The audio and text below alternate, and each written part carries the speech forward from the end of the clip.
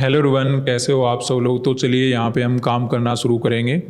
Normally हम morning के अंदर काम करते हैं, लेकिन किसी कारणवश मैं मॉर्निंग में काम नहीं कर पा रहा हूँ।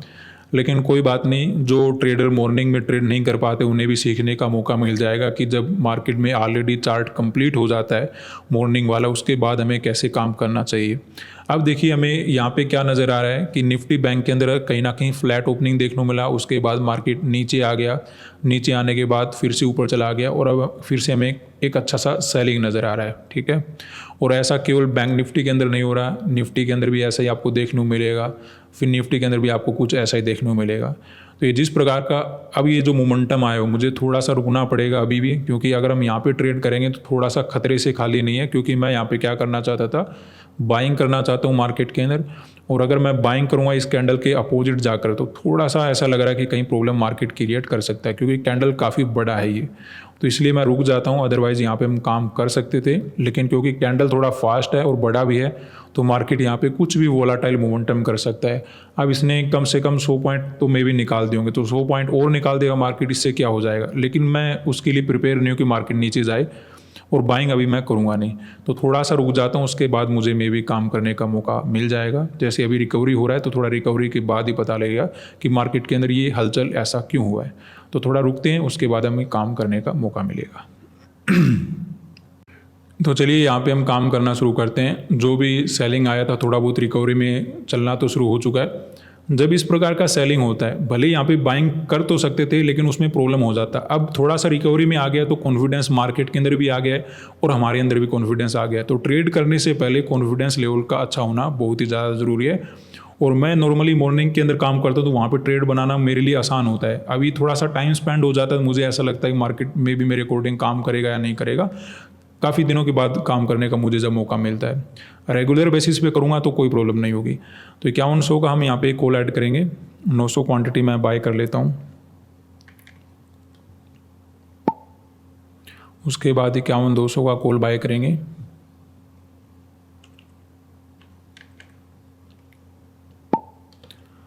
और अपना 23400 का कॉल बाय कर लेते हैं। यहाँ पे 1200 क्वांटिटी ऐड करेंगे। तो हमने फिर निफ्टी और बैंक निफ्टी का ट्रेड मार्केट के अंदर बना लिया है। ये ट्रेड कितना सही जाने वाला है, वो हमें कन्फर्मेशन कहाँ से मिलेगा। कन्फर्मेशन देखिए इसी बात से हमें देखने को मिलेगा कि मार्केट में हमें लॉस वगैरह नज़र ना आए। अगर लॉस वगैरह हमें नज़र आएगा तो मार्केट नीचे और कितना गिरेगा ये समझ पाना थोड़ा सा मुश्किल हो जाएगा।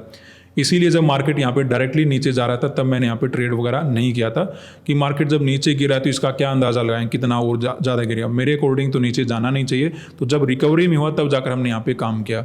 अब थोड़ा सा इस मोमेंटम को भी समझ लेते कि मार्केट ने यहाँ पे क्या क्या किया है, क्योंकि इसमें भी हमने क्या कर रखा है, एनालिसिस वगैरह में प्लान बना रखे थे कि मार्केट क्या कर सकता है। तो यहाँ पे हमने गैप अप में, इवन गैप डाउन में, दोनों केसेस में कहीं ना कहीं बाइंग का प्लान मार्केट के अंदर बना रखा था। क्यों बना रखा था? क्योंकि यहाँ पे जो सेलर बैठे थे इनको हमें टारगेट करना था। ठीक है, फ्लैट में हमने डिस्कस कर रखा था कि या तो मार्केट 51200 के ऊपर, या फिर बहुत ही अच्छा होगा अगर मार्केट इस रेजिस्टेंस लेवल को क्रॉस कर दे, तब भी हम कुछ इस प्रकार का प्लान मार्केट के अंदर रख सकते हैं।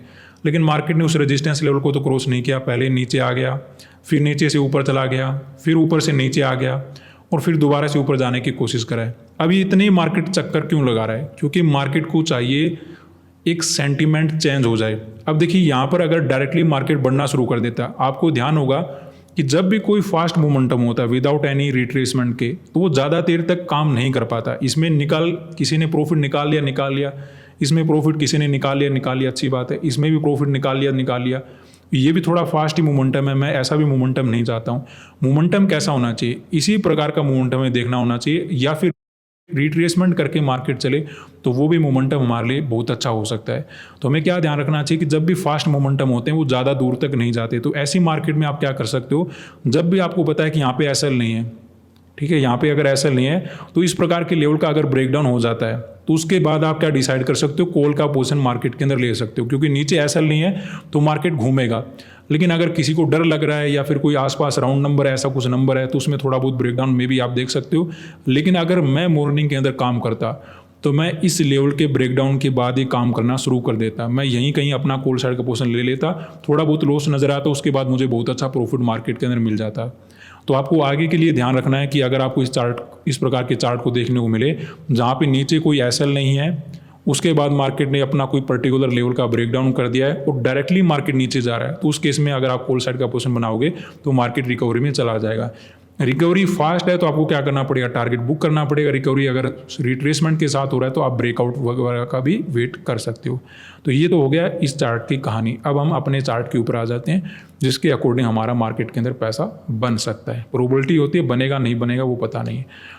तो अभी देखिए मुझे क्या नज़र आ रहा है कि मार्केट कहीं ना कहीं दोबारा से नीचे आ गया। नीचे आने के बाद देखिए यहाँ पे क्या नज़र आ रहा है कि 51,000 के नीचे क्रॉस नहीं किया। क्रॉस करने की आवश्यकता भी नहीं, क्योंकि इस कैंडल ने सभी के एसएल हिट कर दिए। कितना बड़ा कैंडल है तो इसने साइकोलॉजी भी चेंज किया, इसने एसएल वगैरह भी हिट किए, तो ब्रेकडाउन की भी आवश्यकता नहीं होती जब इतना बड़ा मार्केट के अंदर रेड कैंडल बन जाता है। उसके बाद क्या होता है, रिट्रेसमेंट के बाद सैलरी ज़्यादा आती है एज़ कम्पेयर टू बायर की, क्योंकि मार्केट में लगता है यहाँ पे लगता है ट्रेड मिस हो गया, फिर दोबारा से मिलता है तो वो दोबारा से ट्रेड लेने की कोशिश करते हैं कि इस बार तो मार्केट गिर ही जाएगा। तो गिरता वो दोबारा से कहीं ना कहीं रिकवरी में चला जाता है, क्योंकि सेंटीमेंट कहीं ना कहीं मार्केट का ऐसा है कि इस लेवल का हमें ब्रेकआउट देखने को मिलना चाहिए। इसलिए हमने यहाँ पे in case of gap up to gap down buying का प्लान मार्केट के अंदर बना रखा था। तो मार्केट नीचे तो आया लेकिन इस लेवल के नीचे क्रॉस नहीं किया, क्योंकि मार्केट ने यहीं पर एसएल वगैरह हिट कर दिए। अब दोबारा से मार्केट ऊपर चलना शुरू किया है, तो अब देखिए क्या होगा, यहाँ पे जो सेलर है ना उनके मार्केट एसएल हिट कर देगा, जो यहाँ पे सेल वगैरह करके बैठे हैं उनके मार्केट एसएल हिट कर देगा। और ऐसा मेरे अकॉर्डिंग तो करना चाहिए। अगर नहीं करता है, दोबारा से मार्केट गिर जाता है, तो कहीं ना कहीं हमें लॉस वगैरह मार्केट के अंदर बुकिंग करना होगा। तो इस चार्ट के अकॉर्डिंग मेरा क्या बनता है, ये चार्ट तो हमने समझ लिया। इसमें कहीं ना कहीं जब सेलिंग आया होगा, बायर को मार्केट खत्म कर चुका है। अगर यहाँ पे किसी ने बाइंग किया होगा, यहाँ पे किसी ने बाइंग किया होगा, उन सभी को निकाल चुका है। अब रहते कौन है, सेलर रहते हैं, सेलर रहते हैं, सेलर रहते हैं और सेलर रहते हैं। जस्ट इनको टारगेट करते हुए हमने कॉल साइड का पोजीशन बनाया। लेकिन एंट्री के लिए मैंने क्या किया, थोड़ा वेट किया। जब मार्केट डायरेक्टली नीचे जा रहा था, हम यहाँ पे भी अपना कॉल साइड का पोजीशन ले सकते थे। तो क्या हमने लिया पोजीशन, यहाँ पे लेना थोड़ा सा खतरे से खाली नहीं था, क्योंकि मार्केट का पता नहीं होता ना, मार्केट धीरे धीरे करता और गिर जाता है यहाँ पे। तो ऐसा करना में भी गलत होता हमारे लिए। तो जब थोड़ा बहुत रिकवरी हुआ है उसके बाद हमने कहीं ना कहीं कॉल साइड में रिस्क लेने की कोशिश किया। तो यहाँ पे देखिए निफ्टी बैंक ने कहीं ना कहीं जैसा हम एक्सपेक्टेड करे थे कि ब्रेकआउट वगैरह कर सकता है, वो ब्रेकआउट कर चुका है। और हमारे प्रॉफिट की अगर हम बात करें तो वो भी हमें काफ़ी अच्छा नज़र आ रहा है। तो ज़्यादा हम लालच नहीं करेंगे, क्योंकि ब्रेकआउट के बाद क्या हो सकता है, दूसरे लोग भी बाइंग वगैरह कर सकते हैं। यहाँ पे क्यों कर सकते हैं, क्योंकि देखिए एक बड़ा चार्ट में अगर आप देखोगे तो आपको डबल बॉटम जैसा कुछ बनता हुआ यहाँ पे नज़र आएगा।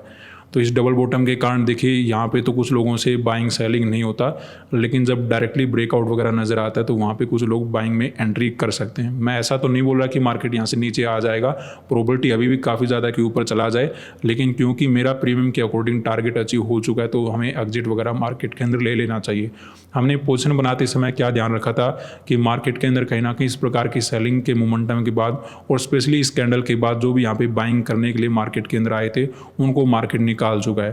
तो निकालने के बाद यहाँ पे 51,000 की ब्रेकडाउन करने की भी आवश्यकता नहीं है। लेकिन इवन इतनी बात होने के बावजूद भी हमने क्या किया था, वेट किया था कि थोड़ा ऊपर आने के बाद ही हम काम करें, क्योंकि यहाँ पर देखिए क्या होता है, ट्रेडर के अंदर कॉन्फिडेंस नहीं होता कि अगर हम यहाँ पे काम करें तो हो सकता है हमारे साथ दूसरे काम ना करें। अगर यहाँ पे केवल सेलर ज़्यादा एक्टिवेट हो जाए तो ब्रेकडाउन भी कर सकते थे, क्योंकि पैसा तो मार्केट के अंदर सबसे ज़्यादा इंपॉर्टेंट होता है। तो अगर कोई पैसा लगाने वाला होगा ही नहीं तो कैसे बात बनेगी। तो सबसे पहले हम दूसरे को पैसा लगाने देते हैं। जब दूसरा पैसा लगा देता है मार्केट के अंदर, जब वो मार्केट को ऊपर ले जा रहा है, तब हमारे अकॉर्डिंग अगर प्रोबेबिलिटी सही बैठ रही है कि मार्केट के अंदर यहाँ पर भी सेलर बैठे हैं, इस प्रकार की सेलिंग को देखकर रिट्रेसमेंट में भी सेलिंग करेंगे, तब जाकर हमने क्या किया था, कॉल साइड में पोजीशन मार्केट के अंदर लिया था और इस मोमेंटम को कैप्चर करके मार्केट के अंदर निकल गए। अब मुझे ऐसा तो नहीं लग रहा कि मार्केट यहाँ से गिर जाएगा, लेकिन ये प्रोबेबिलिटी जरूर बनती है कि मार्केट यहाँ पे थोड़ा बहुत इधर उधर मोमेंटम करेगा। जो डायरेक्टली बाइंग करेंगे उनको थोड़ा बहुत परेशान कर सकता है। तो यहाँ पे हम रिस्क क्यों ले, जब मार्केट के अंदर हमें ऑलरेडी अच्छा टारगेट मार्केट के अंदर हो चुका है और ये ऑलरेडी अगर अपना क्या बना रखा है, इसने डबल बॉटम जैसा कुछ बना रखा है। तो किसी को अगर ये समझ में आ गया कि डबल बॉटम बनाकर ऊपर जा रहा है तो वो क्या कर लेता है, अचानक से क्वांटिटी वगैरह बाय कर लेता है।